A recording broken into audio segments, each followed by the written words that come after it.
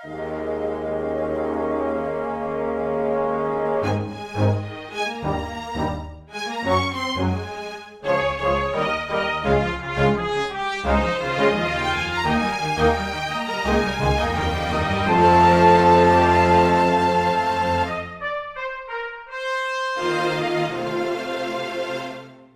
everyone, and welcome to Weekly Manga Recap. I'm taking my headphones off for a little bit because Crunchyroll won't stop playing an advertisement with sound that I can't mute because I just opened up a chapter, and it's very annoying. It's probably because I'm not... It logged me out! I had the chapter open and it logged me out. I'm sorry, I'm very angry about this. All right, Chris, we're going to talk about manga today. I'm going to log into fucking Crunchyroll because it keeps logging me out whenever I want to do something. While you're doing that, Nick, I'm going to regale you with a very short story. Okay. I currently work at a card store. Okay. But one thing that the store also sells is rock t-shirts. It's actually where a lot of the business comes from. Because a lot of people come in and they're like, yeah, man, I love Grateful Dead. I want some of those t-shirts. So There's a Pokemon card game? Yeah, like what? So I was getting a t-shirt out for somebody, and it's like behind this counter. And I'm going through, and you know that I've been sick recently. Yes. And I had a situation, oh, no. completely uncontrollable, where as I was like pulling these shirts out, I was like going underneath to find another size. It was basically a woman and a guy who were getting the shirt together. And I didn't feel it coming on, but a little snot dribbled out of my nose. Oh, no. And fell onto the t-shirt. Ooh. Not the one they were buying, but the one on top of it. And I know that the woman saw it happen. The guy, I think, was too distracted. I don't know. A butterfly flew through the room and he was watching that. But it was the moment where I was like, how do I address this? How do I tactfully handle this? And I did. I threw the rest of the shirts back in, and I ran into the back to like wipe my nose. And I've told no one. So this is just my dirty little secret to you, Nick. And that woman who watched it happen and politely said nothing, but presumably was mortified afterwards. Yeah, there's the kind of situation where it's like you're probably just better off saying nothing about it. Chris, we have so much manga to talk about today, and a lot of it made me angry, so I think that we'll get into it. Why don't we? Yeah, let's do it, Nick. Let's get into it. All right, it's the recap portion of Weekly Manga Recap, everyone. We're going to start with chapter number 219 of My Hero Academia, Go, Slide and Go. So I want to point out that this chapter is named after a new hero that was introduced, and he does nothing.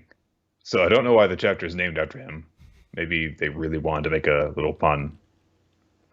Anyway, last time, Bakugo and Todoroki had just gotten their provisional hero licenses, and they came across a bunch of thieves with quirks that were stealing stuff in the street. That's bad. And this chapter is about them stopping them.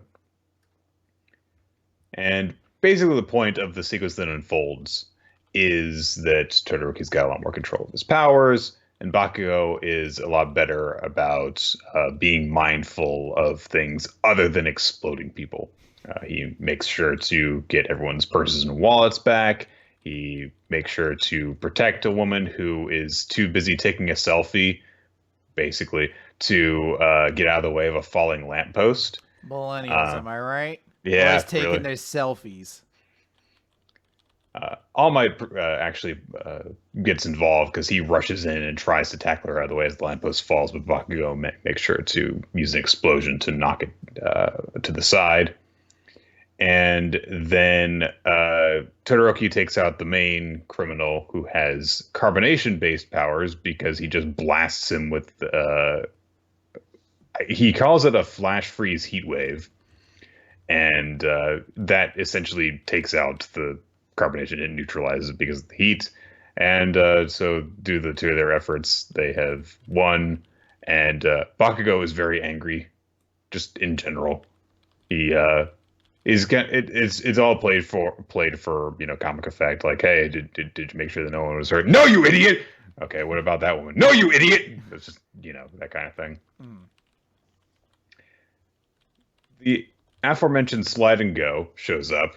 He slides around, and he's got a really weird chin, and that's it. And he congratulates them on a job well done, and he hugs the two of them. Personal space, dude. Be a real hero. The soda guy, it turns out, was wearing a pair of gauntlets, which then just kind of crumble apart around his wrists while he's just lying there unconscious. And everyone continues, just congratulate Bakugo and Todoroki. And then we cut to the meeting of the Men of Powers Liberation successors, I guess you could say. And we learned that the CEO actually created the gauntlets, and they are used to gather battle data. Whenever it seems that they're in any danger of being discovered, they immediately self-destruct, which is why they crumpled around the criminal's wrists. Speaking of gathering information, they have kidnapped a guy that we haven't seen in a long time. Oh, did we meet this character before? Yes, and I would not have remembered him if I hadn't watched the anime, because he shows up a lot in season 1. Giren is an information broker. We've seen him way back when the League of Villains was hanging out at that bar. That was where he would show up the most. And he had a close relationship with them. I don't think he was ever officially part of the League of Villains, but he was pretty heavily involved with them. So he's been captured and beaten up. He's got some bruises and broken nose, bleeding, stuff like that. And he basically is just like, no, I'm not going to do business with you. You beat me up before you even talked to me. Why would I actually do business with you and give you information that I know of? League of Villains? What League of Villains? I don't know anything about them. They're like, shit. He's better than we thought. But he also says what kind of merchant would sell out his customers. So do whatever you want, basically. The CEO says, you and I are going to be spending plenty of time together, it seems, when he makes a creepy face. But we cut away from there to a flashback.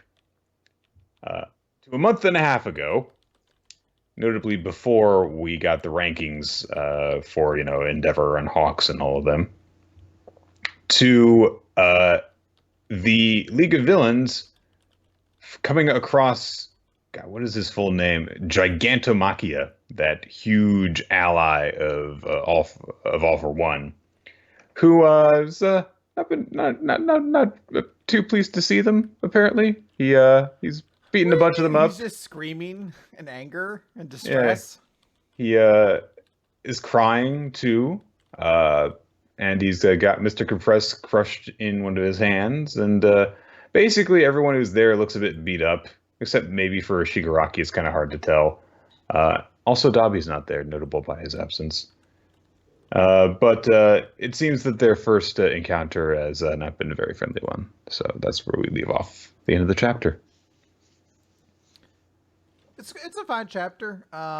It's there's a little bit of silliness to it where you're just like, it's very convenient. You built in a self-destruct feature into your gauntlets that accurately determines when the dude who was wearing them loses, which is a very easily determinable thing. I guess it's like hooked up to their fucking heart rate or something. I don't know. Sure, and like when it slows, then yeah, or something, like, whenever they're fucking really relaxed, they took like a meditation app. They're like, why did my gauntlet self-destruct?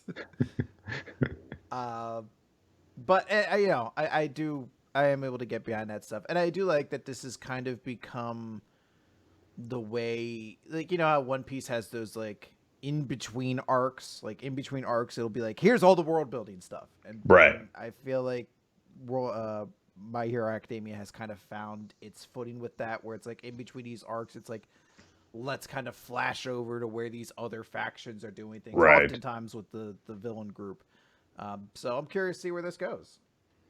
Yeah. It is nice to always get a little bit of this character stuff, and I honestly had not expecting Giren to ever show up ever again. But it makes sense, if you're going to go after the League of Villains, to target him in order to gather information. So yeah, I could dig it. Yeah. All right, Nick, let's talk about it. Nick, we got to fight, Nick. I'm everything we asked for. Okay, so I don't know what's going on with Food Wars. I don't know if the editors have told Sakuda, hey, this is not going over well. Get to the fucking end of this and move on. Or if he's gotten bored of it or what. But we are going at a blistering pace through some of this stuff. And it's really suffering for it because nothing feels important at all. But to get into what actually happens in this chapter, so last time Takumi got his ass kicked, which is barely like noted in this chapter. We get, like the announcement being made that Arena beat him, and like we see like Isami rushing up to his brother, and that's like it. And then Megumi's just like, Takumi. Well, Mr. Kiri's been acting weird, and that's it. Okay. She sees Asahi chatting with Arena, as we saw at the end of the last chapter, where he said that he was the only one who could, give her what she wanted. And this chapter presumes that conversation with him referring to himself as, I'm the hero, come to save you, which is such a villain line. I'm the hero. I'm the good guy. And you're just a dirty vault hunter. So Aaron is like, whatever, and walks away. Which is probably the only good part of this chapter. Is just like, I will give you what you want. Cool. Go away. Bye. Asahi notices that Megumi was listening to the conversation. Megumi basically just says, you should leave her alone.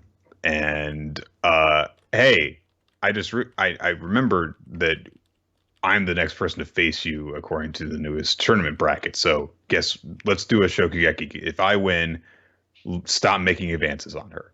Now and forever. And Asahi's like, okay. If you can defeat the Cuisinier Noir that I have that is up against you first, he's one of my subordinates. And it's the masked guy with like the guile hair that we've seen, little shots of. It's one of Asahi's inner circle, just like Sarge and just like the bartender guy. Yeah, So they're all going to be top tier. You know that he's going to be a real challenge. So Asahi's like, I'll accept your challenge, but don't expect it to be an easy fight. And he's like, Zhuang, do just like I told you, use those. And Zhuang's like, all right. And he reveals these finger cloths, which he uses to score the meat that he's preparing. And we get this entire long, it takes 3 pages to get this explanation of what he's doing. And there's a reference to the 5 elements in Chinese mythology, but instead of the 5 elements, they're the 5 different tastes. And he's super skilled, and he's using these assassin's weapons in order to get the meat ready. That is amazing. Oh, he's amazing. And he's trash talking Megumi, and he's like, taste the flavors of your defeat and lament your fate to the uncaring heavens. And then we just get a shot of her in an assassin's garb whipping him and his clothes coming off, and she kicks his ass, and we don't even see the dish he prepares, and she wins. Yeah, all right. So, how to phrase this? When you make a joke about something, and then it comes true. Yeah. And you're really, really sad because it was really only humorous. When it was an exaggeration. Because you had a hope that it wouldn't actually end up being this way. But we are 100% going to get it that Megumi's going to have one real Shokugeki during this. And she's going to get her shit pushed in. But it's going to end with the villain being like, I respect you, though. And that's going to be it. At least when Takumi, did this, it was we actually got to, have a couple of chapters dedicated to showing how much he had improved. And I guess that with Megumi, the idea is that we got that earlier in the arc when she took on the king guy. But it doesn't feel important when your minor heroes lose to the bad guy if they don't actually feel skilled and important. And this arc has not done a good job of making Tsukasa and Takumi and Megami actually feel like meaningful victories for the people who take them out. The only important people in this arc are Asahi and Erina and Soma. So why even bother with all of the rest of this stuff? Just like, can we just skip to the part where they face each other and just be done with it? Like, what did she make? I don't know. We don't even something know what that something that exemplified something that exemplified that freakish talent of yours. Hospitality, was it? It's like, how does hospitality lead to you whipping a dude and him going through like an S&M thing? Like, I don't know. And it's a shame because Megami has one of the most interesting kind of cooking gimmicks in the series in that she may not be the most skilled chef, but she's absurdly considerate of the people she's cooking for. And that plays into her cooking style. It's very interesting because it's a difficult thing to get across right. But when you do it right, you make her feel really special. Because, it's, it was sort of the thing. You're not even betraying the character she was at the start of the series who was kind of like really like nervous and made a lot of mistakes in cooking, because that's still kind of the character, but what was come through is the kind of confidence she has where she's found her style. So when you get it right, it's amazing. But when you don't do anything, you're just like, cool, other girl that I guess has to now be on the sideline while Erina and Soma and this love triangle thing has its conclusion. Like, I don't know. This is just such a fucking unfortunate fucking slap in the face kind of end for this character. Because we know what's going to happen. Unless if the next chapter fucking twists everything on its head and Megami kicks the shit out of Asahi and he's not even relevant in the final arc, I would be amazed. I would applaud this series till the end of time. But I'm willing to put money on the fact that she's just going to lose, but she'll earn the respect of her opponent, which is the same thing that happened in the last arc, where it was also an enormous disappointment that Megami didn't do more. And then, or like Asahi will at the end be like, oh, thank you, Tadakoro. You've proven to me that your talent is worth stealing. And that's, The...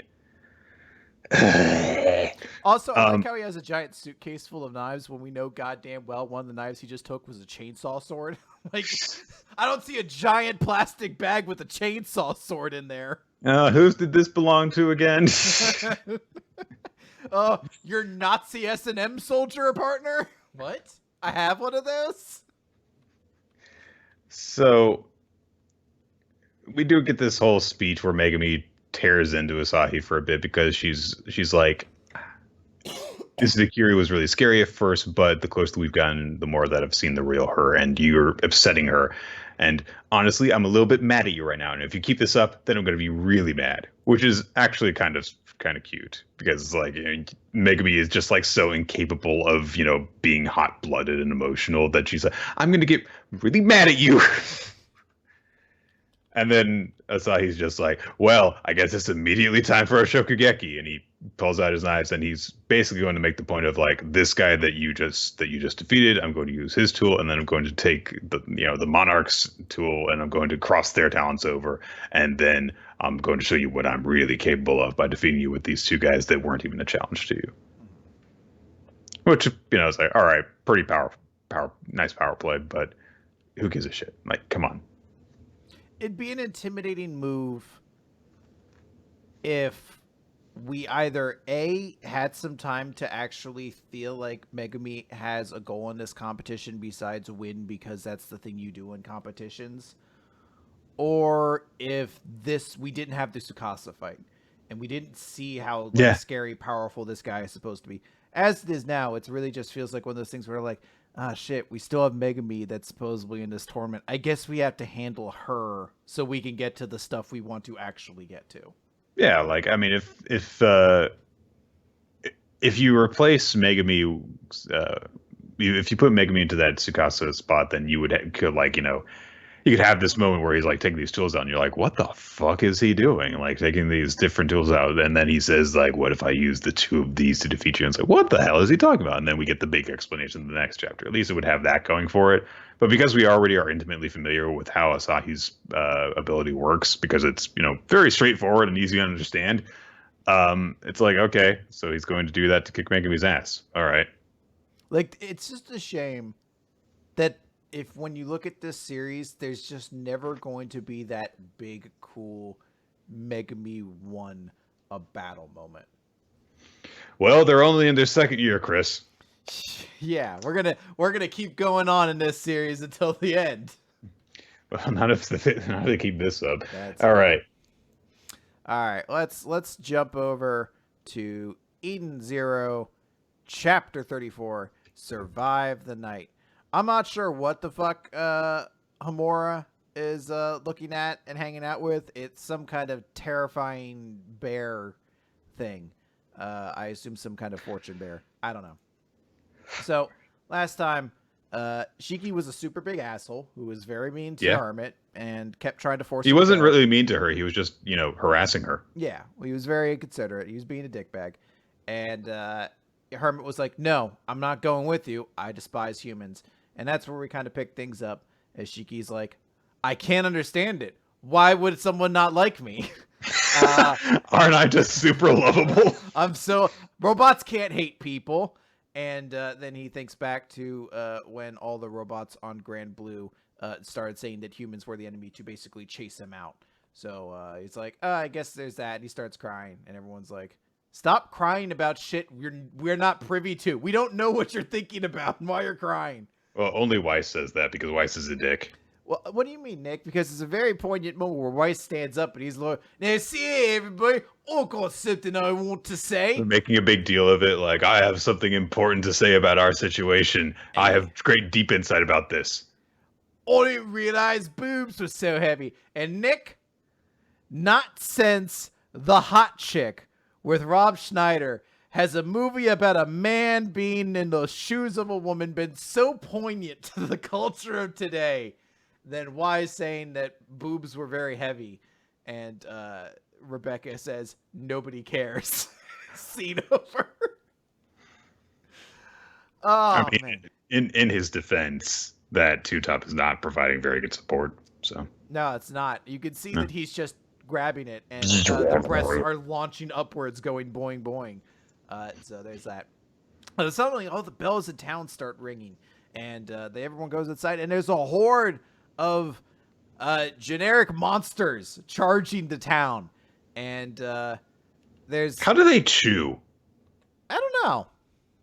Their horns are basically large enough that it'd be very difficult for them to, like, get in towards anything. But, I don't know. There's a bird guy on top of one of the beasts, and he explains, I work for Jammy, and we have been given permission to kill all of you. Kill the NPCs. I'm bored of them.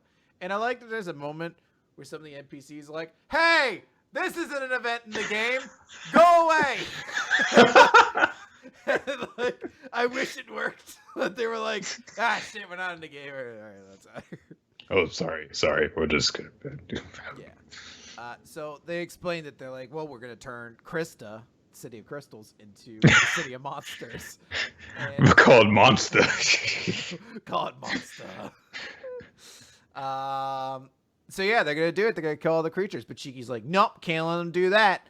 No, they're all my friends. Yeah, all these people are my friends. So he beats up all the monsters. Despite the fact that they met a monster that was their friend like a chapter or two ago, you think that might be like interesting to bring up? No, it's not. So Shiki punches a bunch of them, and then he's like, "Gotta go," and he leaves. So Rebecca's like, "Oh, I guess I'll have to like step up and fight because Weiss can't even do his ether gear here because there's no tech to modify. Yeah, even though it's Digitalist, the city of digital data, so I don't know. I guess his actually requires physical tech to manipulate. They're like, yeah, well, it's gonna be okay because we have Homura.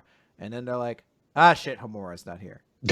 We cut over to Homura, who is talking to Jesse, the bullheaded guy from earlier, and she explains, I'm gonna finish this job quick. We gotta find Jamie, all right?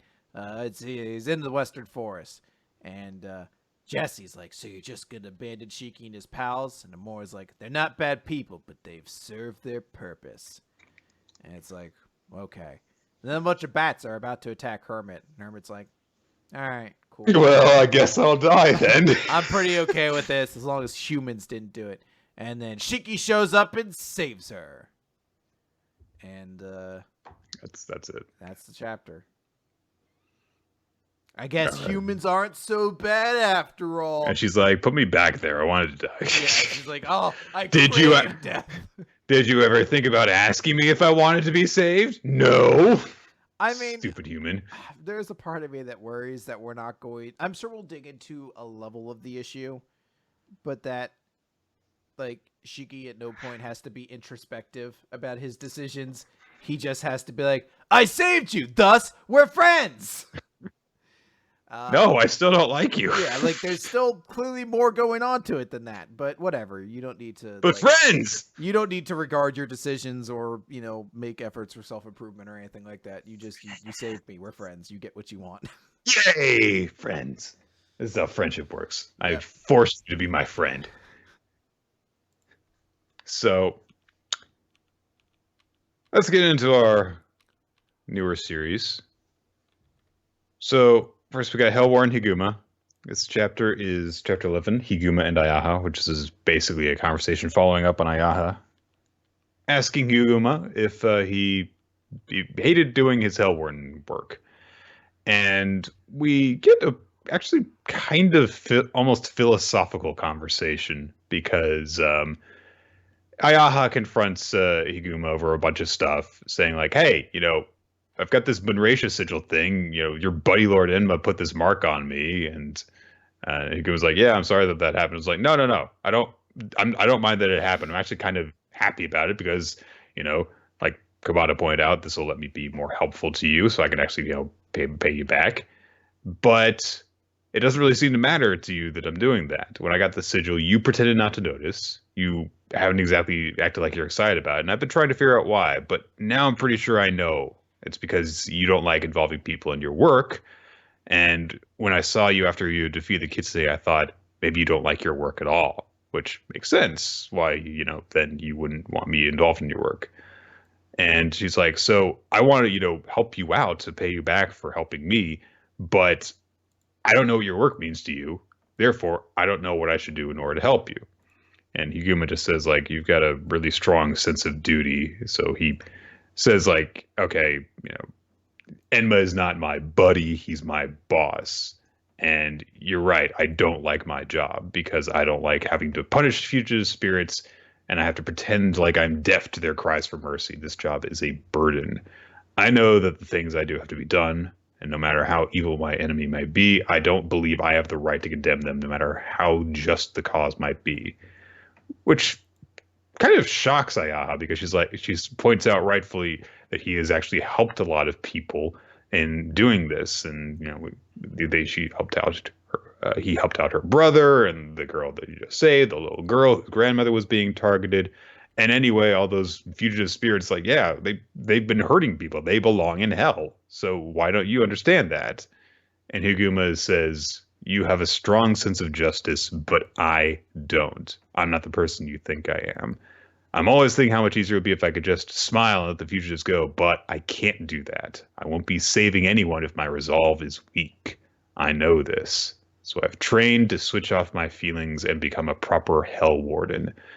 So, we get this difference between them. Higuma is like, I hate having to hurt people, even if it is for a good reason. So I just turn myself off in order to do what has to be done.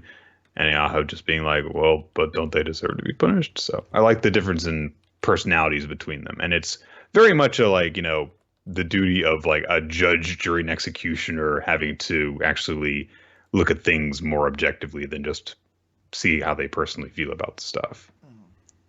And he tries to walk off all cool, basically, after, being very, upset. And he's like, you don't have to, you can quit being a Bunracia if you want. That'd be fine.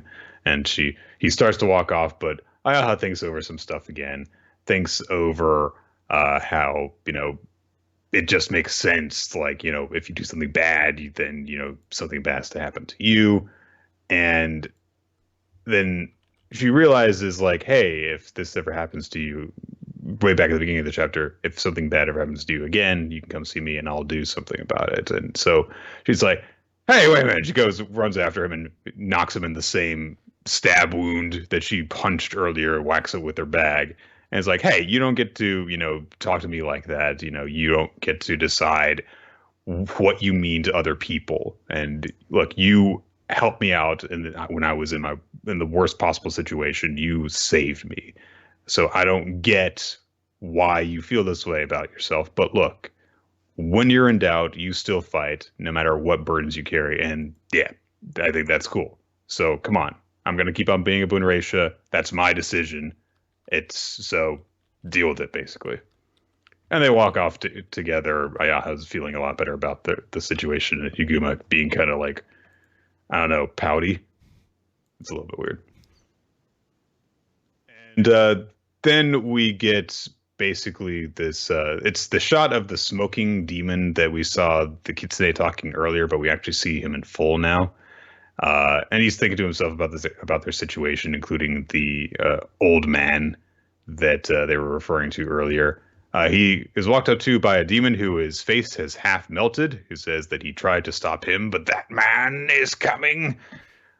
And we get this narration that says that the longer that demons spend in hell, the more they're punished, and the more their punishment reflects on who they are. And we see this figure whose tears are causing things to be set on fire and melt. Person in a cage. He's super strong, and he's coming for Higuma because he's watching Higuma and Ayaha walk by. So there we go. I don't really know how much longer Higuma is going to kick around.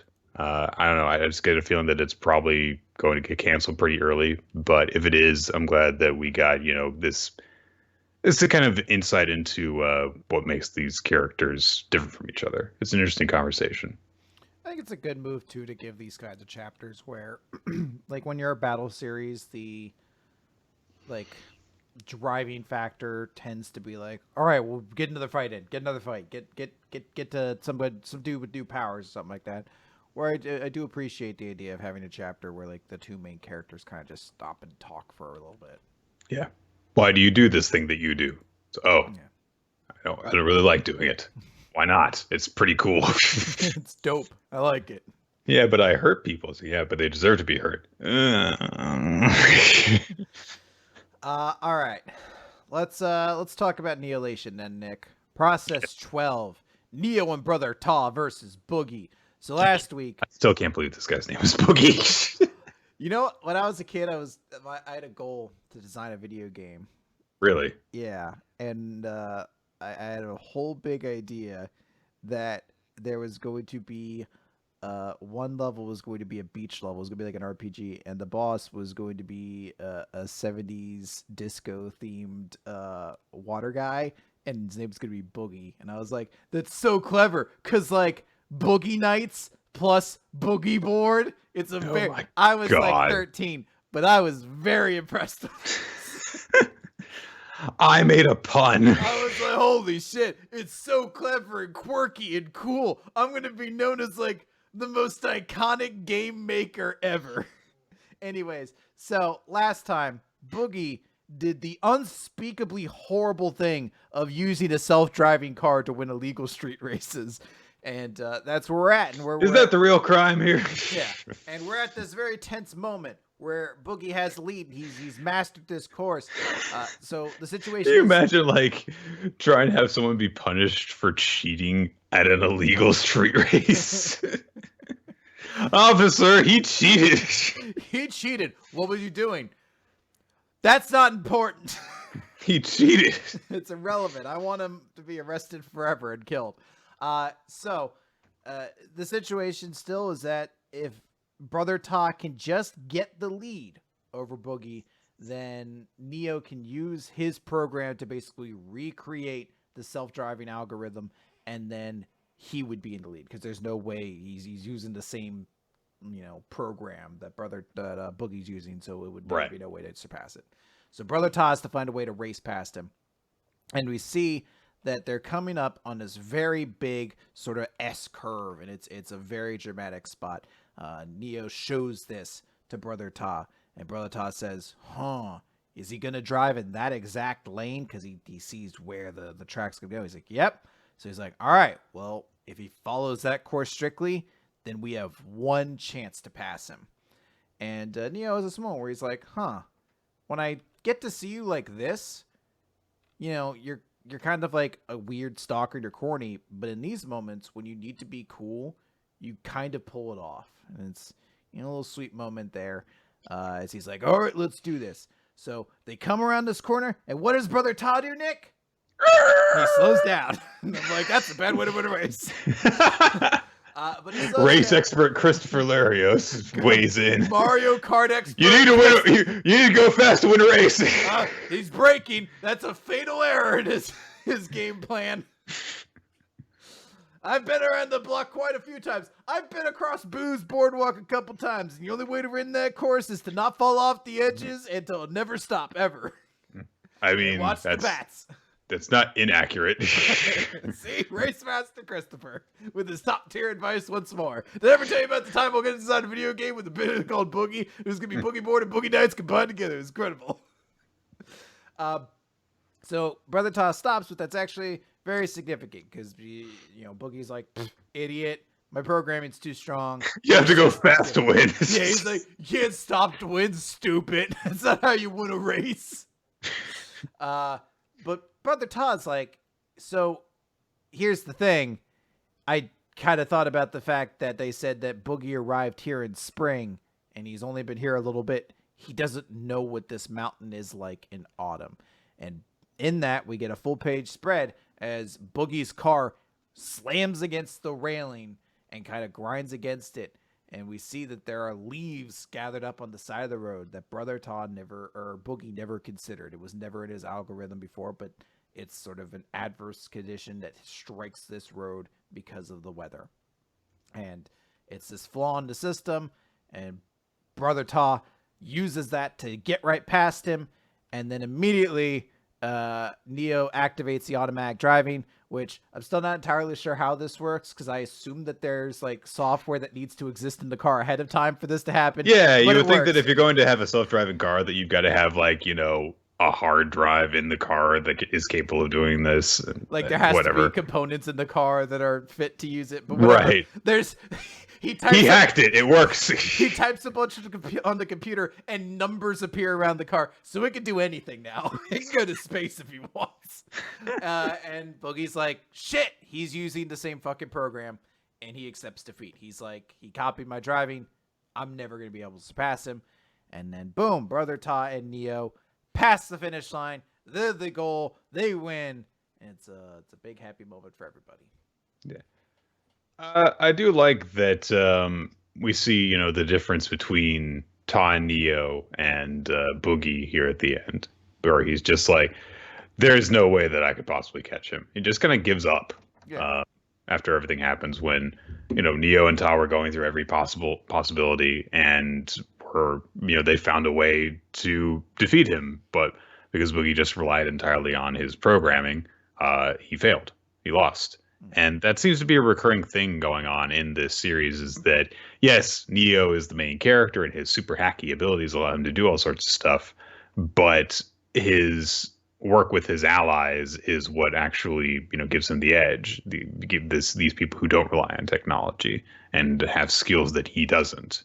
Teamwork, Nakama, all that stuff. It is very significant because the series I would point to the most with this would be like Majin Nagami Neuro, and there was a level of that, but it was almost always like, oh, Nero's a super mastermind and gonna eat your crime now. Yeah, and then it was like, oh, Yuko just has fucking compassion for others. But yeah, as you said, it's nice that like in all these big victories, the characters around him have been very significant for this, and I enjoy that a lot. All right, let's move on to the Last Saiyuki, Chapter 2. For someone else's sake. Last time we got the whole explanation of how Koharu's abilities work and how Ryu's dad is just really selfish, basically, and He's just just like, an enormous asshole. which he calls his dad out on in this chapter repeatedly. Like he repeatedly punches his dad for being having very unfair and unrealistic expectations of how this was supposed to go.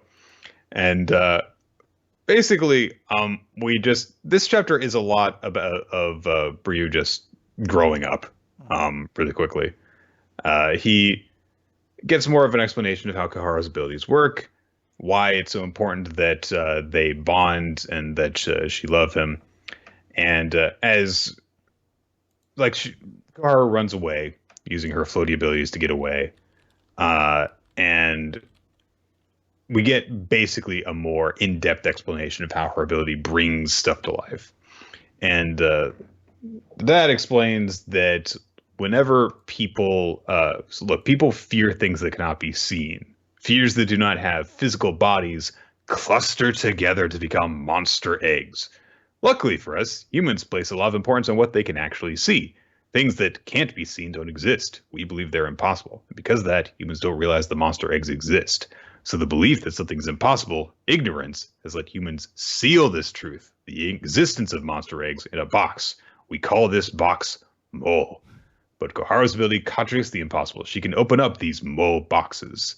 It's not as definite as if she uses words, but, seeing her floating in the air, which is considered impossible, may cause someone's Mo to open. So experiencing the impossible also causes this to happen. So he's like, if people see her floating around, then it's going to be a problem. And he points out, you already know about the truth about Koharu, so it doesn't matter now if she reveals her abilities to you, because, the box has already been opened, so to speak. But she's not going to float somewhere where, a bunch of people can see her. She won't hide her ability from us, but she'll hide from everyone else. So that's the first thing that they have to go on. Ryu has this whole thing where he thinks what Kaharu must be thinking right now, which is she probably wants to, she probably thinks that I didn't want her around. But you know what? She's not actually scary. She just thinks that I think that she is. And she's hiding somewhere so that I can have peace of mind. But right now, I bet she's somewhere she thinks I won't go near. And the scariest place for me would be inside the storeroom where he thought that monster was. But he sees that the door is still barricaded and is like, oh, well, I guess she's not inside of there because how could she barricade it from inside? And his father's like, well, no, Kaharu can float, so maybe she can pass through walls too. She could probably do a lot of things. I should probably be upfront with you. I think she has a lot of superpowers. I mean, she can do all sorts of stuff. Pat her head and rub her tummy at the same time. Recite the alphabet backwards. She can watch cooking shows without getting hungry. She's a fucking monster.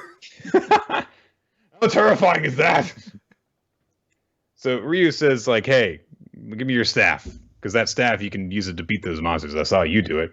It's like, yeah, I guess. I mean, you could probably wield it. But, I don't know about this. I mean, you don't have to do this right away. There's no reason for you to take this risk right now. What I wanted you to do was to just have Kaharu like you over time so that the world would be saved. There's no reason to put yourself in danger like this. He just elbows him in the fucking ribs and is just like, look, fuck you. Look, I'm doing this for me. Fuck you, buddy. His father asks him if he is afraid. He's like, of course I'm afraid. But even though I was the one who hurt her, Kaharu was the one who apologized. And that really hurt me. When I think about her sacrificing herself so that others don't get hurt, it hurts me right here. When Kaharu's in pain, I'm in pain. Her arm is my arm. I'm sorry. I know you don't like the non-scene. So, but he says, in order to stop this pain, I've got to be the one to protect her. It's not so that Kaharu will like me. It's not for saving the world. I've decided on my own that I would protect Kaharu. So he's like, no, all right, here you go. Gives him the staff. He enters into the shack, and sure enough, Kaharu is there, sitting alone by herself in the dark. And he's like, hey, I guess you can go through your walls after all. And Kaharu says, well, why? And she's like, well, that's what I want to know. Why did you come in here? We made a promise. I made a promise that, I would protect you, and you made a promise you wouldn't hold back, you wouldn't apologize when it's not your fault, and I promised I would never leave you alone. So come on, you've done nothing wrong. The only one here who's done something wrong is my dad. My dad is the sitting dick right here. outside listening. And he says, I don't think these monsters are scary. As your big brother, I can easily defeat monsters. It's like, I'm totally bullshitting right here, but it's important that I show her this, that I show her that unreal things can really happen. I have to show Koharu, and that's right here, right now, I've got to hit a home run. And as soon as the door closes, he's enshrouded in darkness, which I guess makes him think of the monster. The monster appears again, and he blocks a strike from the monster's claw with the staff, which works. And then he says, promise me, Koharu, if I can defeat this monster, you and me, we're going to talk about a lot of things from now on. So this chapter is much more about like getting to know like this is how our protagonist is actually going to be for the rest of the series, as opposed to being a selfish kind of shitty brat like we saw in the first chapter. It's an important thing to establish. But I do hope that the series doesn't lose that ability to just really create a sense of foreboding and dread like we saw in the first chapter, because that's one of the things that made it really stand out, and it did that very well. So I hope it can, strike a balance between like this, sense of heroism and the sense of terror. Yeah. No, I agree. I think it's something where I'm curious to see what it is in the future, like what the monsters look like, what he does, like how much of this is going to try to be like a battle manga and how much of this is going to kind of lean into the fact that this feels like a very different sort of series. Right. We also have the thing, and maybe this is something that I'm not a huge fan of, but we also have to like recognize that the way the series opened created the idea that that's where we are at some point, right. That at some point the world's on fire and she's wearing a mask on fucking YouTube being like, fucking all of you die. So sick of this shit. It's one of those things where like you always have that in the back of your mind, like we have to get to there. So I don't know. I like this series though. I like this chapter as sort of, especially like as a follow-up to the last one, but I definitely want to see how this series is going to be in a rhythm kind of thing. Yes. Okay. Yui Kamio, Let's Loose. It's a new series by the creator of Nurarion no Mago. Okay, I'm going to try and get through this really quickly because it's the first chapter, which means it's a long chapter, and we started late, and we've got a lot of series to discuss. Basically, premise of the series is that there's this girl named Yui. As a kid, she was this demonic troublemaker, literally demonic, because her evil was literally sealed by fucking Buddhist monks with a chain. The chain wraps around her hair. When her hair is tied up, her hair becomes white, and she becomes a pure angel. Ultra. Her clothes become white too. Yeah, this is some magic fucking chain.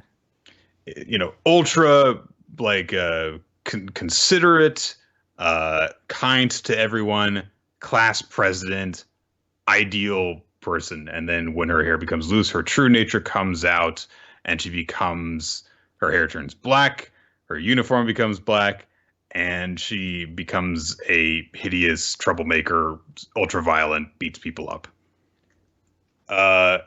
This series is about her encountering this spoiled brat named Kito, who has that like shoujo love interest thing going on. Whenever he looks at people, flowers appear behind him. And he's like bored with life because like, oh, everything's gone so easy for him. He pisses off Dark Yui, who just fucking punches him in the face and beats up him and all of his other spoiled brat friends.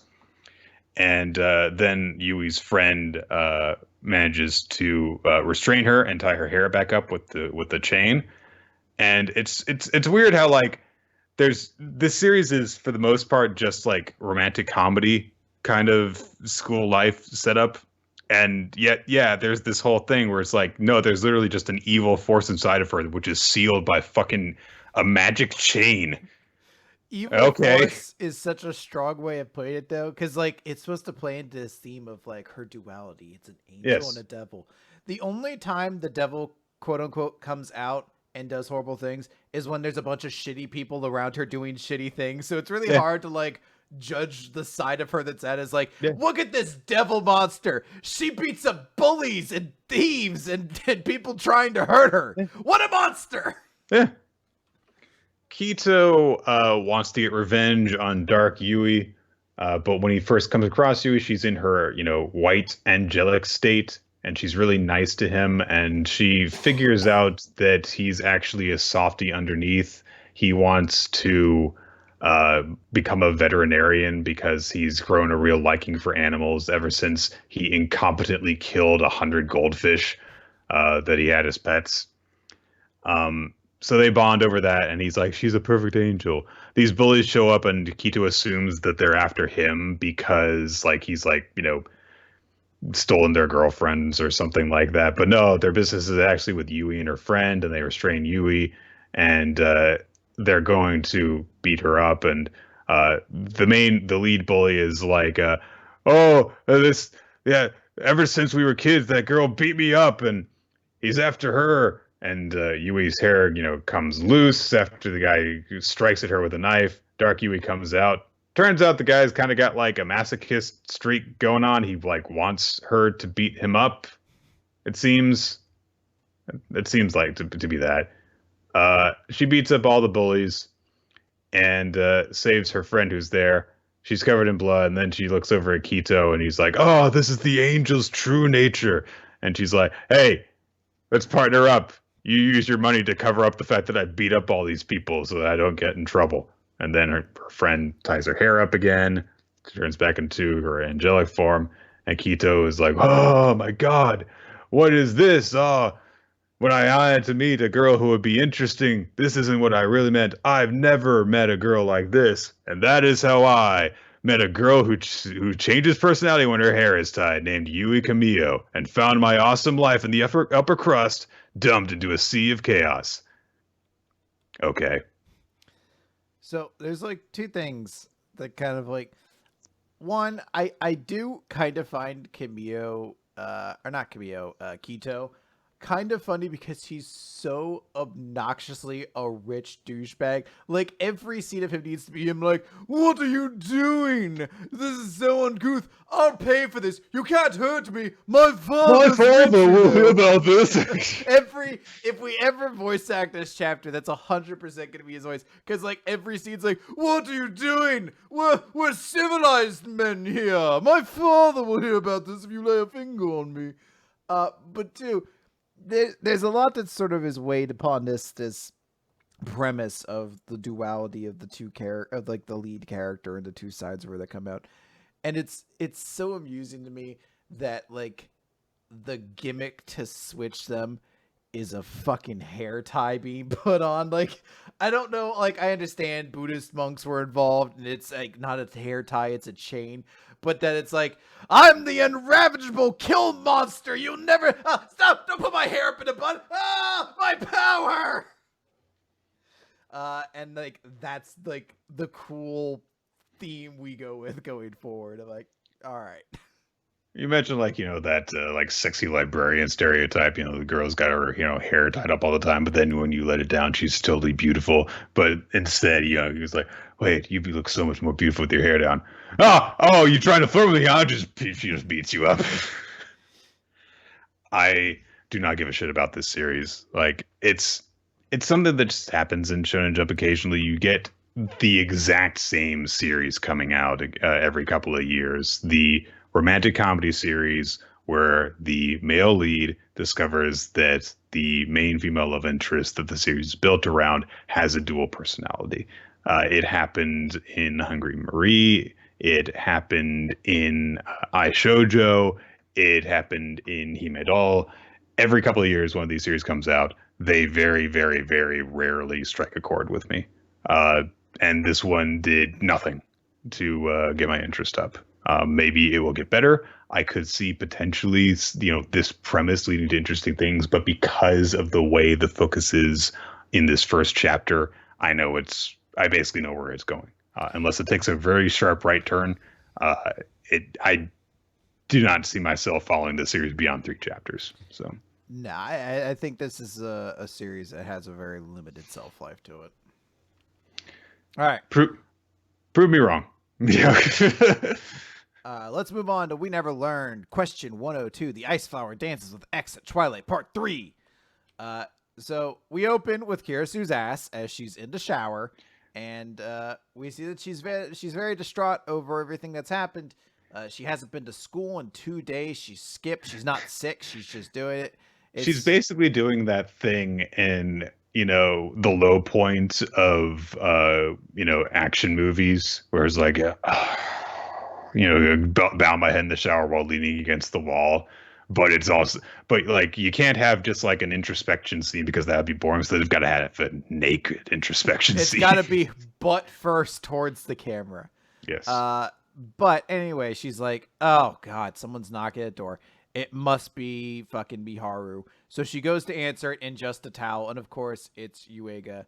And Yuiga's like, sorry about this. And she's like, oh yeah, well, it's actually probably my bad for answering. It is her fault.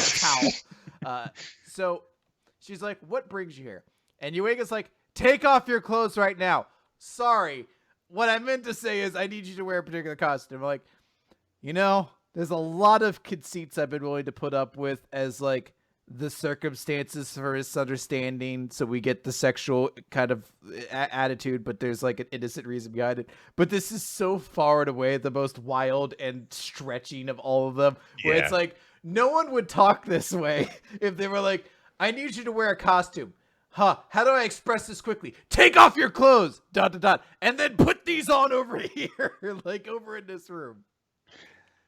Yeah, I think it might be something where like the wording in Japanese might have been a little bit more like changing. Yeah, like, something like you need to change clothes does not immediately mean like put on a different set of clothes. Maybe that was the problem that they ran into. It's very possible, but the way it's phrased is definitely one of the biggest leaps we've had to make to just get this joke out. But it turns out... I do like the way that Kirisu reacts in that first panel with her giant, I'm going to kill you eyes. Yeah. So we then cut over to the ice rink. And that's what she's doing. She put on her ice outfit, and they're going to go skating. And... well, that's Yuiga's plan, because Kirisu's like, what's with this costume? It's like, and you're like, worn this costume countless times before, Kirisu. Why am I in an ice rink in an ice skating outfit? What are we wearing skates? What are we here for? Like, you have to understand what's happening. How have we gotten onto the ice and we've started skating before it's like, we're here to ice skate? Yuiga, why are we out in the woods while I'm wearing all this camouflage and this orange jacket while carrying this shotgun? And there's animals going on around me. So yeah, she's like, what are we doing here? And he's like, well, I thought that maybe since we're here, you could give me a private lesson. And he's like, I know how hard it is to decide about teaching and figure skating and all that's like paralyzing you. Then maybe doing this will help you move your body and then you can think about it. So he's just trying to help. I do like the shot of when he first gets onto the ice. I don't know how he managed to fall this way. Yeah, he takes one step and bends at the knee, falls over backwards off the ice. Like, his foot didn't slip out from under him. He just... Kirisu has this moment, and this is the thing that's going to be kind of big about this chapter. There's a lot of very small moments that I think really hammer home this chapter, and I'll get to the other part later. But Kirisu goes to step on the ice, and she's thinking about it. She's like, everything's so familiar. The smell, antifreeze, everything. And she goes to take a step on the ice, and she thinks back to her parents, and immediately she withdraws. She kind of bends down her knees, and she's like, I can't do it. So Yuiga's like, oh, I get it. Well, you can't figure skate without music. So is piano music fine? She's like, no, that's not it. I'm not it's not that I need music. I have no right to, set foot on this rink. Everything I did, I threw it away. I disappointed everybody. As an athlete, as a teacher, everything I did, I failed at. And Yuega's like, that doesn't seem to be the case. And she starts listening to the music more and more. And she's like, wait, don't tell me. And Yuega holds up the phone, and it's got like a FaceTime essentially with Hino, the student who we saw last chapter. Mm-hmm.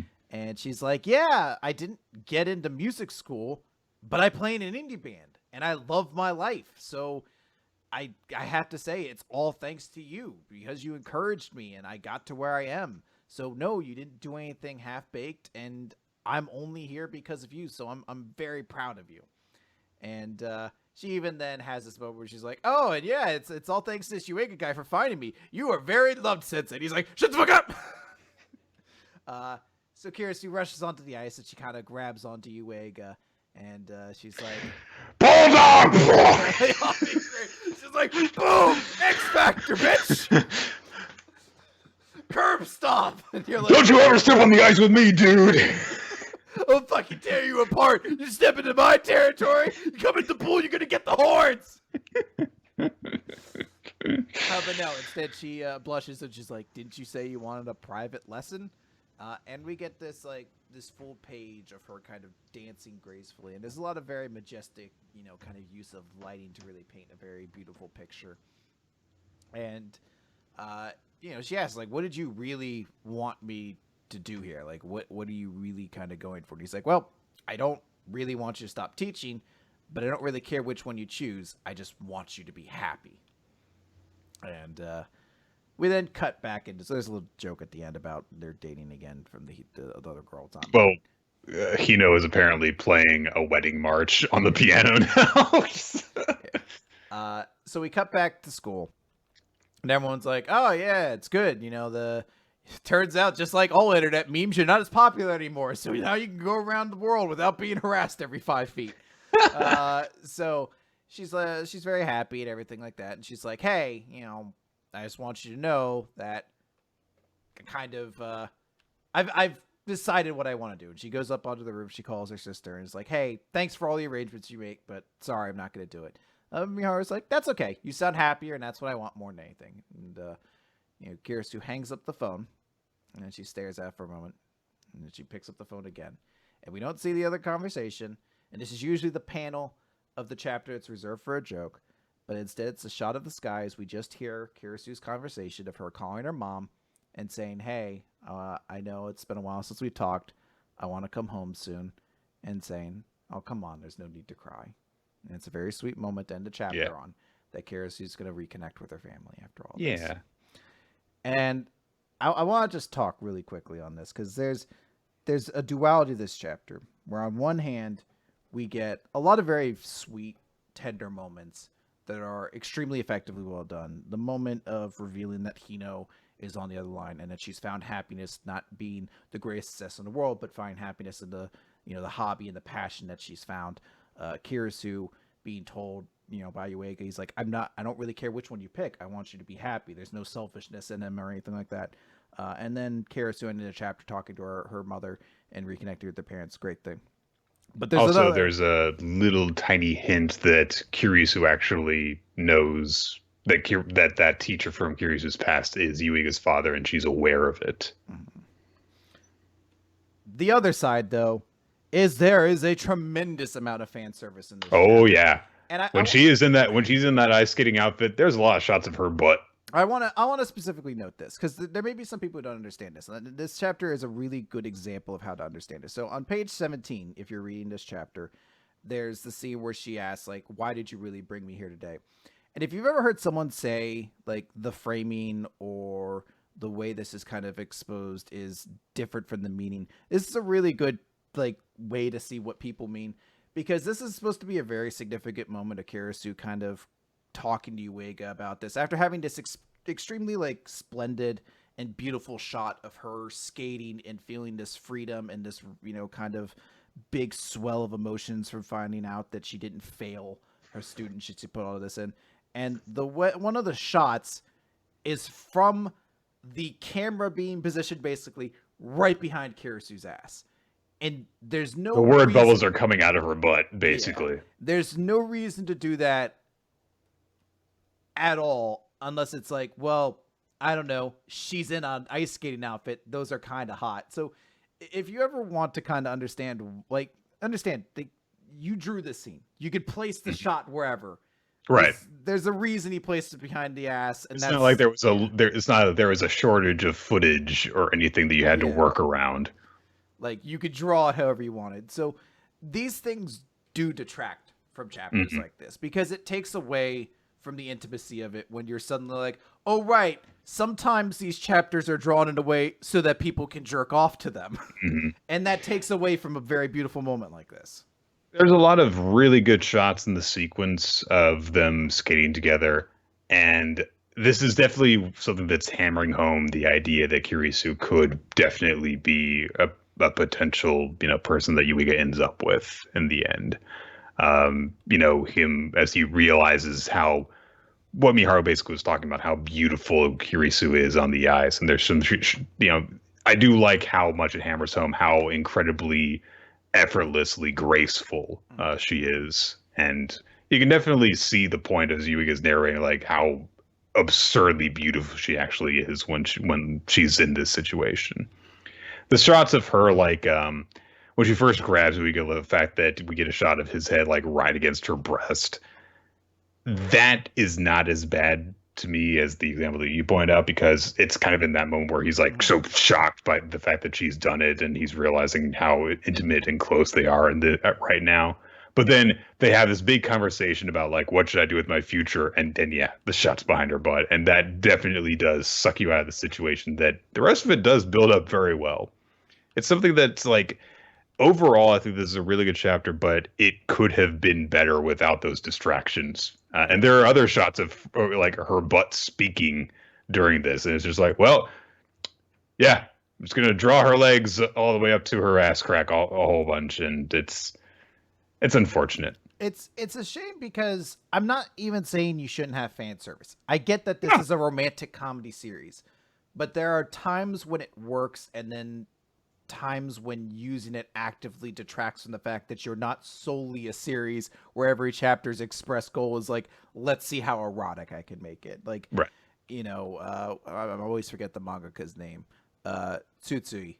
That doesn't sound right, but whatever. Tsutsui's a really good writer. Like, this chapter shows how effective the writing is. It would be nice if we didn't detract from it in the moment with those shots. I don't even care that we started the chapter with her naked in the shower, butt to the camera. I get it. You got to do what you got to do. But in those moments, I would love to not have to like go into those scenes. Yeah. Have the sexy moment, have the moment of embarrassment afterwards. And then it's like, okay, just do your thing. Like, don't. It's one of those things where it's like, why bother? Having the serious moment if you're going to do that. It's like, just draw the sexy shots. Okay. Dr. Stone. What time is it, Chris? It's time to get stoned. Do-do-do-do-do-do. Do-do-do-do-do. Kevin Owens is a stunner now. Do-do-do-do-do-do. It's actually a pretty good one. Do-do-do-do. I forgot. Someone brought up like a gift the other day of Scott Hall taking the stunner. Yeah, and shooting off into space. And I was like, God, I forgot how fucking great he sold stunners in like the 4 times he took them. He got fucking murdered every time he took one. All right, last time the guys made radar, sonar. Woo! That's basically it. Things are going well for the Kingdom of Science. They can get fish now. We see Francois preparing all sorts of food for everyone. And they're like, yeah. And Ryusui comments with whether it's the dark sea or cloudy skies, this tech lets us see through anything. And at the same moment, both Ginro and Chrome have a little boom moment where it's like, see through anything. And Ginro's like, radar can see through things? What about clothing? I must say, I've always had an appreciation for science. I just love the wording of that. And everyone's immediately like, you fucking asshole. And then Ginner's like, well, Chrome was thinking the same thing. And I was like, no, he wasn't. he's a dork. Everyone's like, he's like, it could see through anything. They're like, no, he's a fucking nerd, and he's probably thinking about how it can see through rocks or something. And it's like, yeah, that's what he's doing. I do like that. That's like a consistent thing with Chrome. It's the same as when he had the phone call with Rory, and they're like, "Hey, it's the first phone call ever in this new age. Where you've got a chance to say anything you want to her. You pour your true feelings out. My true feelings. Science is awesome." It's like, you dork. Chrome does some experimenting as people realize that they are going to need a lot more iron than the riverbed can provide for them at this point. They're really having a difficult time finding anything. And so Chrome sets out on his own, makes some modifications to the equipment that they've got, heads up into the mountains. And basically, as Senku just flat out voices later on, he ends up making a metal detector without really meaning to. But he used that to find some iron, and we get this quick little montage of people racing up the side of the cliff in order to get the iron ore deposit that he has found. Hooray! So they've got plenty of iron. And Chrome has a moment where he's like, I can't believe this. He's got this big look of pride in his face, and Ginro and Kohaku are kind of, making fun of him for being really smug. He's like, I'm not smiling because I'm feeling smug. It's just that I got this idea and I ran an experiment. It worked out. Science is just really fun. Dork. But yeah, I do really like that. Got plenty of stuff to use for manufacturing. So Senku says that the next step is basically to, get into like a proper factory kind of thing set up. They've got to, get mine carts ready to go. And so that they can properly transport all this stuff that they're going to try and harvest from the mountains. We get a little bit of a conversation between Ryusui and Gen, as Ryusui observes, like, at this point, as we reach the age of manufacturing, a single genius won't really cut it. We need a leader with the stuff to make the most of these people and their talents, and leadership isn't just for anyone. And he flashes back to his past when, as he was the heir to the Nanami Corporation, he kept having these lessons pounded into him that, you should keep your emotions in check and not indulge in passion. But I never believed in that crap. I forged my own leadership style. Nobody's going to follow a leader who doesn't know how to have fun. The best leaders out there have the power to bring joy to the rest of the world. That's a nice little sentiment. Mm-hmm. And they make a minecart and start carrying stuff out of the mountains so that they can quickly get to, between the Kingdom of Science and their minefield. So it's pretty quick little chapter. Yeah. Quick little chapter, but pretty enjoyable. Yeah, there's nothing too much to say about it. All right, let's talk about chapter 302 of the 7 Deadly Sins. Everyone's waiting for you.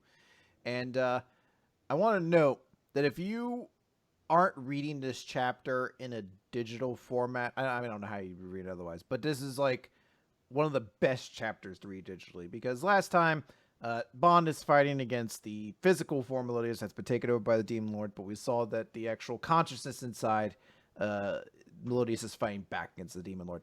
And a large chunk of this chapter is divided down the middle horizontally. And the top half of it portrays the conflict between Melodius and the Demon Lord inside the consciousness. And then the bottom half shows the physical fight happening in a row between Bond and the physical form. Mm-hmm. And it's great because the two aren't really like, it's not like a parallel between the two necessarily. It's not like one thing happens in one scene to connect to the next. They're two independent scenes happening across. And it's just really cool to see this come across as there's a lot of combat happening, but then one side starts going into a conversation as the other one is having this big fight going on. And there's a lot to kind of like, if you wanted to dissect it, you could talk about, but we're again running short on time. So the big thing that kind of happens is Melodius like, yeah, I know that when I get out, I'm going to have too much Demon Lord power, but that's fine because as long as I have the opportunity to break Elizabeth's curse and say goodbye to the sins, I'm okay with it. And Demon Lord's like, did you hear? I killed her and did the curse on her. And it seems to shake Melodius quite a lot. So Bond is having this whole time kind of like cockily being like, oh, having a hard time controlling your body? Or did your son reject you? And that doesn't go very well for him. Oh, there's a hand in my gut. I don't know what we want to call him. Fake Melodius or whatever, Demon Lord Melodius. Basically just grabs him around the neck and just fucking like 4 fingers death punches him in the stomach. And they're like, oh shit, there's nothing we can do right now. Nothing we're doing is reaching Melodius. There's no way to contact him. And then Gauther says, wait a minute, I have an idea. So there's this big dramatic point where inside the consciousness, the Demon Lord's like, in this mindscape, you will embrace No, Chris. In this minscape. Yeah, I know. I'm trying to help them out. He's like, you're going to die here. So go now. Sleep forever. Nobody is waiting for you anymore. And then they hear, you're wrong. And we look up and we get this big 2-page spread. Bond's not there, but all the rest of the 7 deadly sins are there along with Elizabeth. And they're there to support Melodius in this fight. And a couple of them are crying. And it's a very sweet sentiment. And it's very nice to see all these characters together. And that's the end of the chapter. Yes. Very cool build to the conclusion that we're getting here. It's I really do like the stuff that we've gotten since this fight with the Demon Lord / with Meliodas began. I love the actual direction of the chapter too. Oh yeah, there's something so cool about the way it's spread across like that. Oh yeah, and you can like follow each thread individually, or go back and forth between them. Good stuff. It's the Promised Neverland, chapter 126, a 3-person talk. Yeah, it's like the really boring version of ECW's 3-way dance. The 3-way talk. I don't know why it makes me laugh so much. Tommy Dreamer and Raven and Sandman all get in the ring. Oh god, like the 3 worst Wait, how do we get RVD in there so it's all of the worst promos in the world in the same ring? Rob Van Dam cut really good ECW promos. Oh, it did not translate to WWE. No, it did not, but he did. I will never forget, maybe the worst promo of all time is him against the feud of Ric Flair, and he's doing the Ric Flair speech where he's like, I'm a limousine riding, jet flying. Well, actually, I dread cars, and sometimes when I fly, I ride coach. And you're like, this is painful. Someone stop this. Someone call a bomb threat to the building or something to the stop entire this. flow of the entire spiel. You're like, who told you to do this? Where he's to mimic it, then stop cold and be like, actually, I'm part of the people. I fly coach. I also like to smoke weed and drive from time to time, just like everyone else. Everyone does. Damn, big damn deal. Oh, God. So, Promised Neverland, chapter opens up. Dominic's recovering from his injury. Chris is still asleep, but there's no brain damage. Gonna be okay. They're gonna be fine, Chris. Okay. Thank God. I was really worried. Every night I woke up, I was like, I hope Chris is gonna be okay. Emma talks with Ray as they're both visiting Chris in his sleeping area, and she's just reflecting on the conversation that they had with the 3 generals that Norman has. And she says, they're fun and good people, but I didn't expect them to be so full of hatred. And she's like, Oliver and his friends all hated the demons too, but this is different. I was actually scared. It's not because of any empathy for the demons. I was scared of the depth of hatred in front of my eyes. And they said, they're all the same. Does that include Mujika? I don't think that they're right. I mean, that's wrong. And but Ray is like, you need to understand something, Emma. War never changes. I'm deep insight into how war makes people hate each other.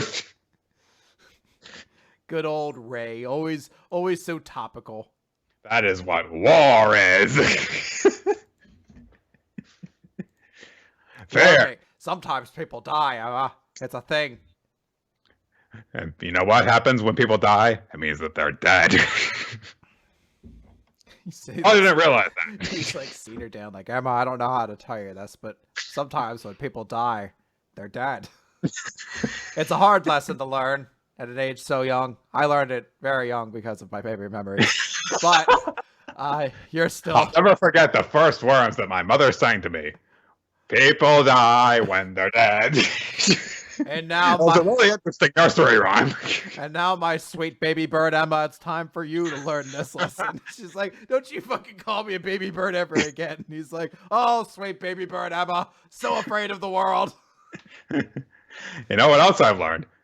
People hate each other when they don't get along. There's a lot of things, Emma, that you'll learn when you get older. When you're my age. Right, we're the same goddamn age. No. I'm like 2 months older than you.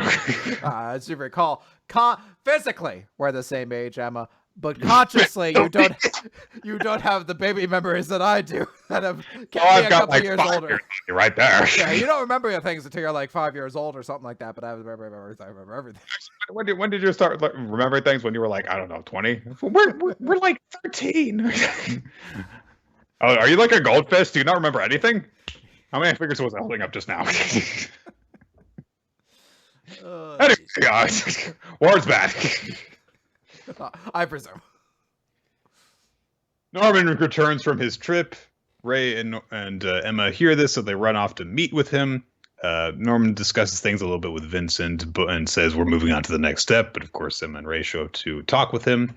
They go off to have a private conversation, and Ray starts off by saying, "Hey, so what's your plan to destroy the demons without losing one of our own? Are you going to cause a civil war?" And Norman's like, "Yeah. I mean, you could always read my mind, Ray." And Emma, of course, is super confused because her two guy friends are having this conversation that's going over her head without them really stopping to explain things to her, just like all times. And yeah, Norman says, "I'm going to have the demons destroy each other. I've formed an alliance with them," and he explains like who the people they met are and who the aristocrat families are and why they're willing to side with them. And he says we're going to use them, and he also explains who the Gatchi clan are, explaining a lot of the stuff that was set up in the previous chapter. But I think that this is actually important because it's showing us just how much Norman actually is revealing to Ray and Emma. Because he's not telling them absolutely everything, but he's telling them a lot. So there are certain details that he's omitting, but he's being honest with them, and he's not very overtly trying to deceive them, which was something that I appreciated because it's like, okay, you can see where the small holes are. You can tell that they're probably just because he doesn't want them to worry about them more than anything. He says something also very important towards the end of his whole spiel, which is like, if we do this right, no one on our side is going to die.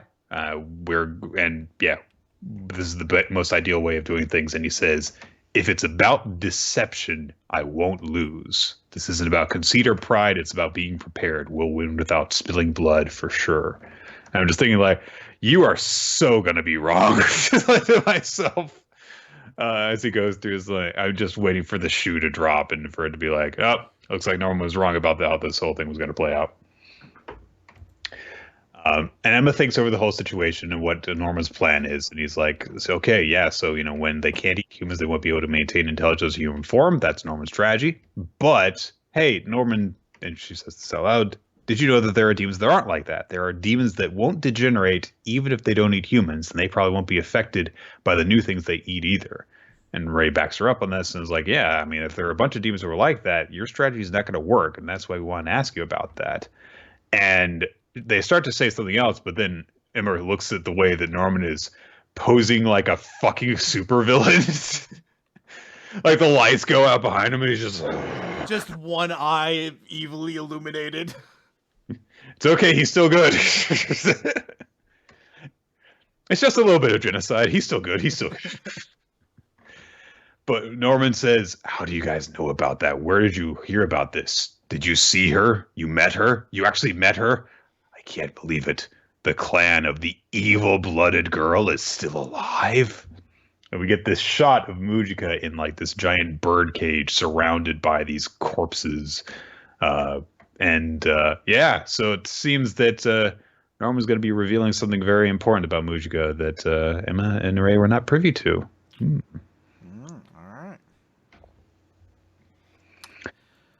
All right, let's move to Black Clover, page 196. Who didn't see Mastermind. So, last time it sounds that it was fault of Black Zetsu this whole time. Ronnie was evil, and he blows a hole through Raya, and then they're like, "Who was this all along?" And Ronnie's like, "The fifth leaf resides in the devil." And he takes the stone and he puts it into the last slot, and he talks to himself because he's like, "Welcome back," and then all the evil leaves him and like flows into it, and fucking the demon monster shows up and he's like, "I'm home." And I love it. I love that he talks to himself as he like he calls and responds himself as the devil shows up. Very intimidating. And he looks super like this guy needs like help, you know, like he needs a sandwich. Like he's so very lame, but he has very great hip to waist ratio. It's incredible. He's like, "Oh, it's good to be back. Oh, you have the same face that Leash had all those years ago. Going to kill you now." And Leash fires a bunch of laser blasts, and the devil says, "Return," and all of them get knocked back. And you're like, "Oh, he must have reflect magic." Oh no, Nick, he has a magic far stronger than that. So saves him because he's like, "Hey, that's Captain Vange's body, so don't you get it killed." And then he fires that's actually a cool line. Yeah, no, I like it. And then he fires a big spirit wind beam to be like, "I'll end this now." And the devil's like, "Vacuum wall," and he just absorbs it. And he's like, "You don't understand. In the face of my word soul magic, all is meaningless. You could say I have all the elements of magic under my control. I'm not limited to one type. I could potentially use them all with my unique power." It's like there are 4 people in the room that have multiple magic types. I, the great Satan, can use any magic I'd like. Oh, really? Can you? I'm not bound to the petty rules of one magic. You could say that I can use my words to paint any picture I want. Truly, the rules that bind you humans don't affect me, Satan. Oh my god. And then Asta shows up in the chapter. He just shows up. I'm here now! I heard there's someone here who can use multiple types of magic. So, as lame as the devil looks, I actually am okay with this development. It's unfortunate that it comes down to, like, why did all this bad stuff happen? It was the devil! Like, just it being that straightforward is just kind of meh. But, in defense of this twist, we did know from flashbacks from Patri's perspective that there were details that were missing. Why did the humans suddenly turn on us? It's like, oh, well, it turns out that Sauron corrupted them, you know? And also now we get to see, you know, what the hell the connection is between Asta and this guy, because Asta's powers from the very first chapter is like, you know, hey, 5-leaf clover, it's associated with the devil. Well, also there's all this stuff that connects Asta to Leashed and all this. So now maybe we're going to get some answers, and that's interesting to me. So as we close in on the 200th chapter, it seems like something big is going to happen, and hey, maybe it'll be good. Potentially. I do feel that the pacing of this arc has been rather erratic, as it's been such a long arc and we've switched antagonists like 3 times now. This really feels like the end of the war arc to Naruto, when it was like, Obito's the bad guy. No, it's Madara. No, it's this person over here who showed up in the last 5 minutes. Right. They're the big bad. Like, I'm fully expecting the devil to get wiped out by like some kind of like alien who's like, I can take any magic of anyone in the room, thus breaking the limit of only being able to use one magic at a time, or something like that. I don't know. I do think it's weird to put this in right now when there's still like, I feel like other fights currently going on that we didn't have resolutions to. Like, it's gonna be weird if we go back to be like, I wonder what's happening between Noelle and Fauna, when I'm like, well, clearly it's not actually going to be the end is like, how do we fight against the elves and stop them? Like, clearly we're gonna get to the point where like, oh no, the elves are gonna team up with everyone to be like, we should stop Satan, and you know, do that. So can we really put aside our differences in order to take on this one foe? It's the devil. I am curious, and this is maybe just because I have a particular taste when it comes to Battle Shonen, but there's not a lot that looks like there's like waiting in the future for us. So I am all the stuff that was laid out for long term was stuff that had to do with the Midnight Sun. Yeah, and the Demon Lord, and now it's all kind of here. So I'll be curious to see how this actually goes. Let's move on to One Piece, chapter 935, Queen. So we open on a shot of a new character, part of the excavation labor camp, the Vice Warden, Solitaire, who has a monkey smile fruit. And my first reaction when I saw her was like, ah, yes, monkeys, known for having 6 arms. And I was like, well, okay, the 4 limbs of the monkey were probably just added to her own. So it's like, all right, fine. It turns out that Raizo has managed to steal the key to the Sea Stone cuffs, and he's on the run from them. He's trying to get to Luffy so that he can set him free from that. Speaking of Luffy, he's beating up his guards right now, which is bad because he's, attacking the guards, so they're probably going to execute him. Guy with an elephant smile fruit attacks Luffy.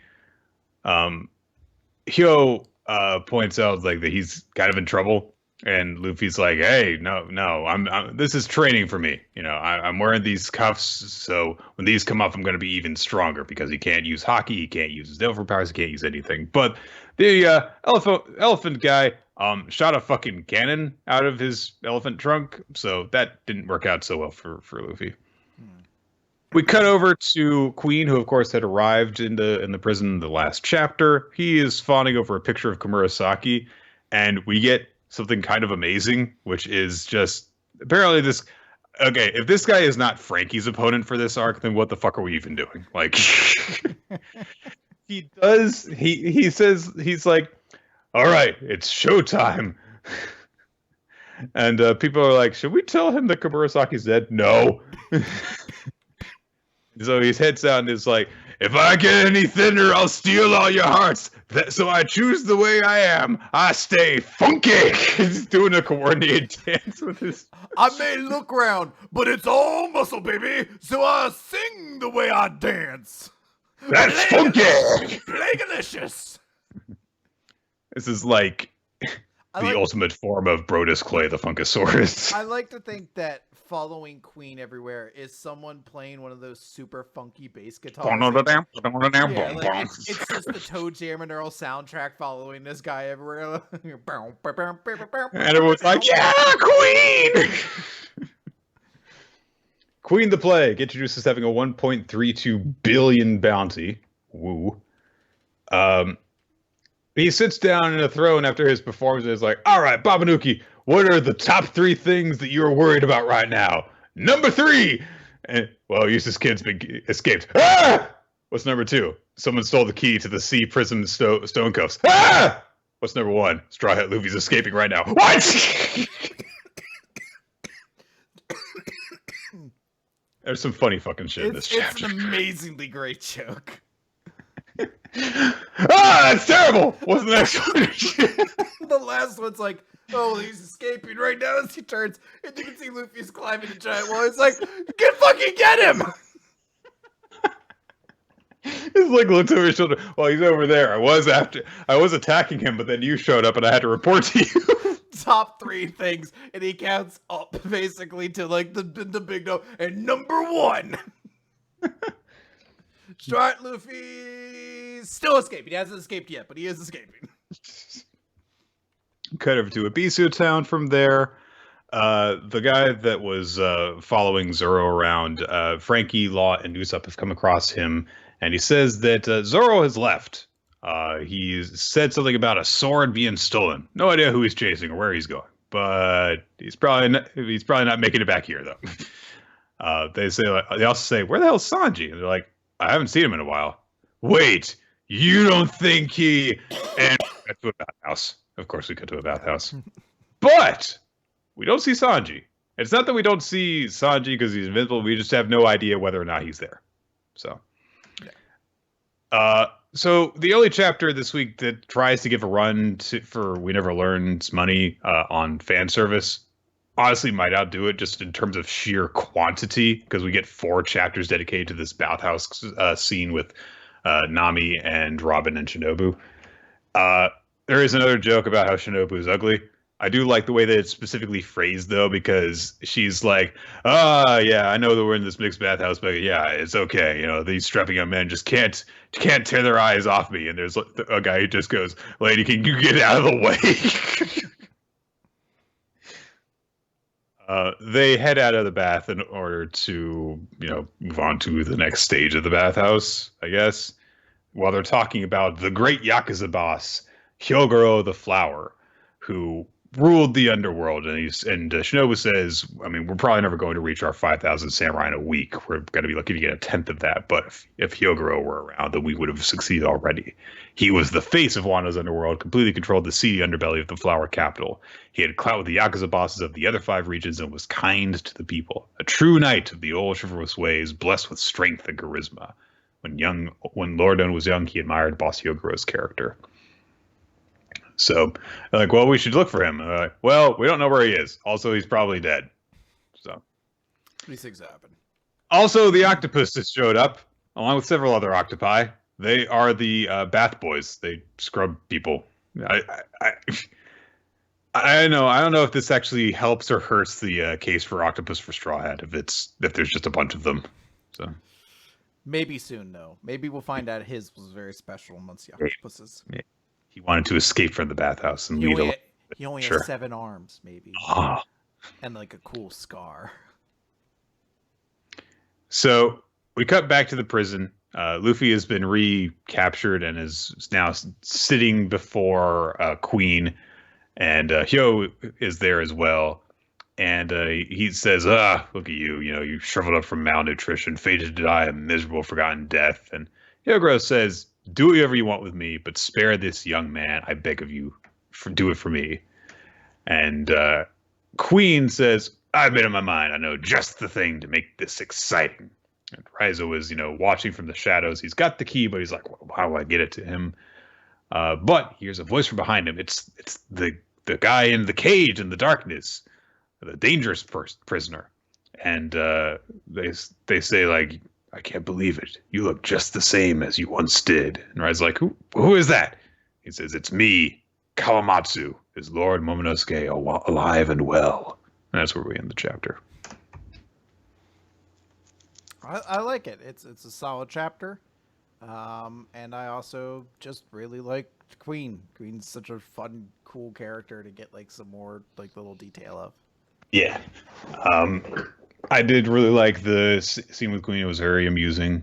We're moving things along a little bit more briskly in order to introduce these different red, scabbards, so that we can just get to the next part of the story. And they do seem to be coming pretty quickly, but they all, don't feel like they're coming out of nowhere because we've, already been introduced to them. So yeah, it's fun. Yeah. All right. That is going to do it for Weekly Manga Recap this week. I want to thank you guys for joining us for the show. What are our favorites this week, though? MVP favorites. I'm going to give my MVP to Seven Deadly Sins. I also really would like to give it to We Never Learn, but as I said, there were some parts that attracted from it, but Seven Deadly Sins was just such a cool, innovative chapter. I'm going to give mine to Food Wars. No. It's very... But Nick, how is Mega Me going to be your character of the week then? Yeah, really?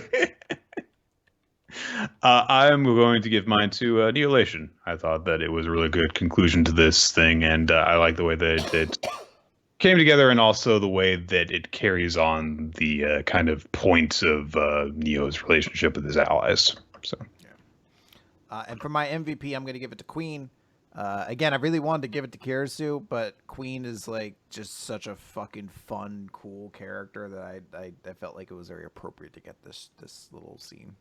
I'm going to agree with that. Out of all the stuff that I read for this week, the one shot of him dancing was the one that stuck out in my mind as I was rereading this chapter to prepare my notes. I was like, oh, Queen's going to do his dance now.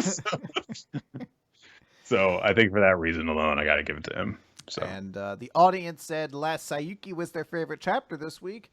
And going along with that, Ryunosuke is from Last Saiyuki is their favorite character or MVP of the week. So, all right. There you go. That's going to do it for today's recording, everyone.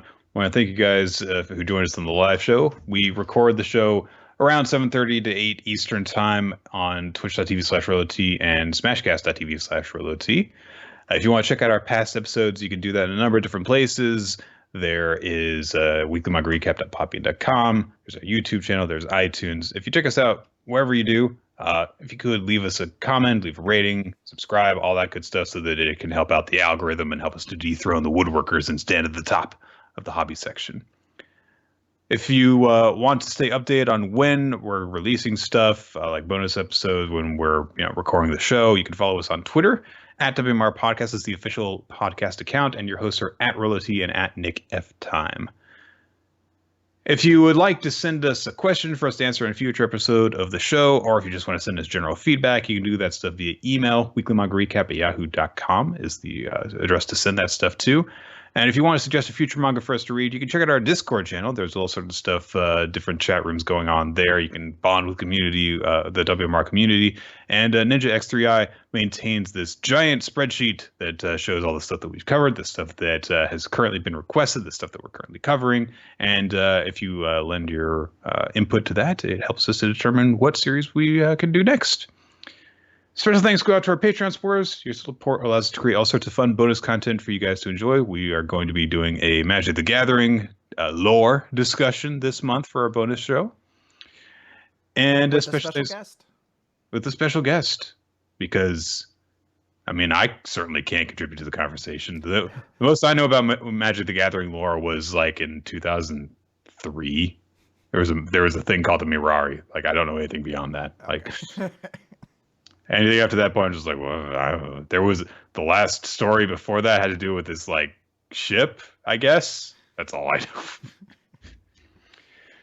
We want to extend some special thanks to our title card artist, Steve Mann, and to Infamous Planet as well. Mm-hmm. That's going to do it, everyone. Thank you for joining us. Yeah. Now let's get out of here, Nick. Yes. Now that we have completely and quickly decimated our opponents this week, we have to go and lose to Asahi Arena next week. So yes, we tore it apart. Next week we're gonna get our shit pushed in, and I presume to then tie this to wrestling. I'm normally the Miz as a bad guy, but he's the face now, so you have to be the Shane McMahon who attacks me from behind as my dad, who is not a very good actor, has to sit along and be like, no, my son, stop. It was very awkward, yes. No, don't put him in the world's worst triangle choke. Oh, man. Who tried to make Shane McMahon a thing? Why do they keep letting it happen? All right, goodbye, everybody.